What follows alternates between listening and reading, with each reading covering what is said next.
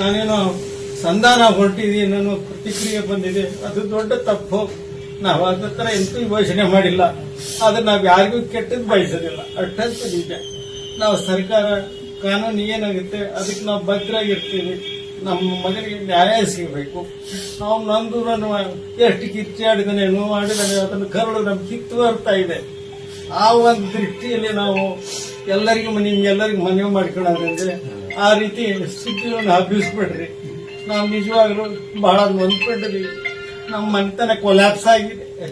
ನನ್ನ ತಾಯಿಗೆ ನೋಡ್ರಿ 98 ವರ್ಷ, ಅವ್ರಿಗೆ ಬೆಡ್ ಸೋರ್ ಆಗಿದೆ. ನಾವು ನೋಡ್ಕೊಂತಿದ್ದ ದಿನ ಆಂಟಿಬಯೋಟಿಕ್ ಬ್ಯಾಂಡೇಜ್ ಎಲ್ಲ ಮಾಡಿಸ್ತಾ ಇದ್ದ. ಈಗ ಮಾಡ್ಕೊಳಾರ ಯಾರಿದಾರೆ? ನಮಗೆ ಯಾರಿಲ್ಲ. ಅಂತ ಪರಿಸ್ಥಿತಿಯಲ್ಲಿ ಇದ್ದೀವಿ. ದಯಮಾಡಿ ಎಲ್ಲರೂ ನಮ್ಗೆ ಸಹಕಾರ ಕೊಡ್ರಿ. ಸರ್ಕಾರ ವಿನಂತಿ ಮಾಡ್ತೀನಿ, ನಮ್ಮ ಪ್ರಜೆಗೆ ಒಂದು ಖಾಯಂ ನೌಕರಿ ಕೊಡ್ಲಿ.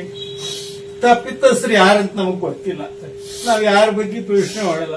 ಯಾರೇ ಇದ್ರು ಅವ್ರಿಗೆ ಶಿಕ್ಷೆ ಕೊಡ್ರಿ ಅಂತ ಅಷ್ಟೇ ನಾವು ಕೇಳ್ಕೊಳ್ಳೋದು. ನಮ್ಮ ಮಗನಿಗೆ ಶಾಂತಿ ಸಿಗ್ಬೇಕಾದ್ರೆ, ಹಾಗೆ ಇವ್ರಿಗೆ ನ್ಯಾಯ ಸಿಗಬೇಕಂದ್ರೆ ಅವ್ರಿಗೆ ಶಿಕ್ಷೆ ಆಗ್ಬೇಕಂತ ನನ್ನ ಅಭಿಪ್ರಾಯ ಸರ್. ನಾನು ಇಷ್ಟು ಮಾತ್ರ ಹೇಳಬಲ್ಲೆ.